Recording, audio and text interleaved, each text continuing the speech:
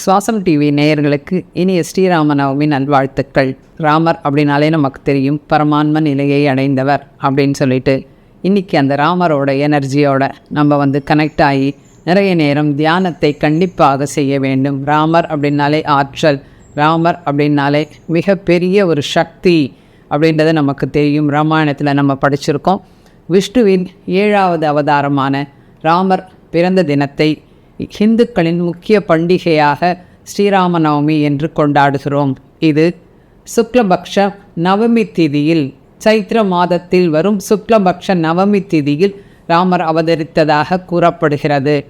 இன்னொன்று என்ன, தர்மத்தை நிலைநாட்ட வந்தவர், அதர்மத்தை அழித்து தர்மத்தை நிலைநாட்ட வந்தவர் ராமர். அதுதான் ராமாவதாரம் அப்படின்னு.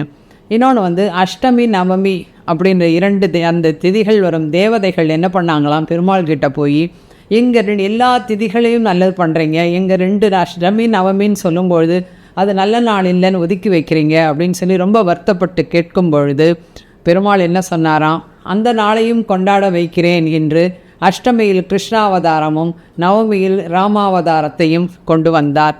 எவ்வளோ நல்லா இருக்குல்ல கேட்குறதுக்கு. அதனால் இதிலேருந்து நாம் தெரிந்து கொள்வது என்னவென்றால், எல்லா நாட்களும் நல்ல நாட்கள் தான்.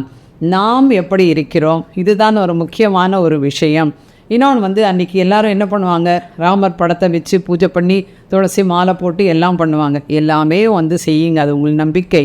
ஆனால் ராமர் படத்திற்கு ராமரை நினைத்து அந்த ராமருடைய ஆற்றலை நாம் நிறைய நேரம் நாம் தியானம் செய்து பெற வேண்டும். அந்த குணங்கள் நமக்கு வர வேண்டும் அப்படின்னு சொன்னால், ராமாயணத்தில் கூட யோசித்து பாருங்கள்.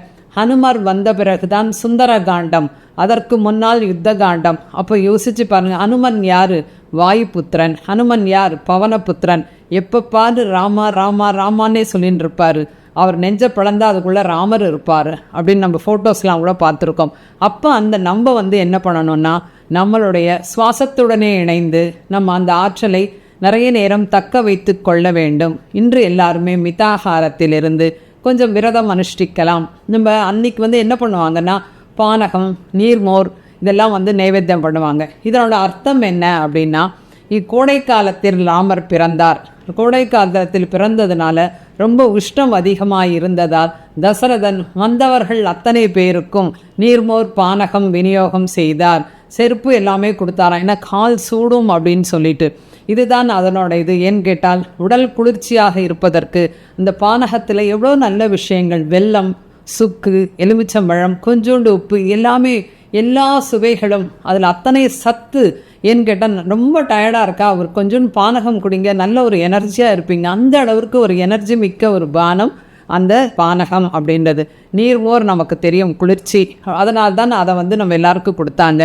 அதர்மத்தை தடுத்து தர்மத்தை நிலைநாட்ட வந்த அந்த ராமர் பிறந்த தினத்தை நாம் நிறைய நேரம் தியானம் செய்து நிறைய கூட்டு தியானங்கள் செய்வோம், மிதாகாரத்தில் இருப்போம்.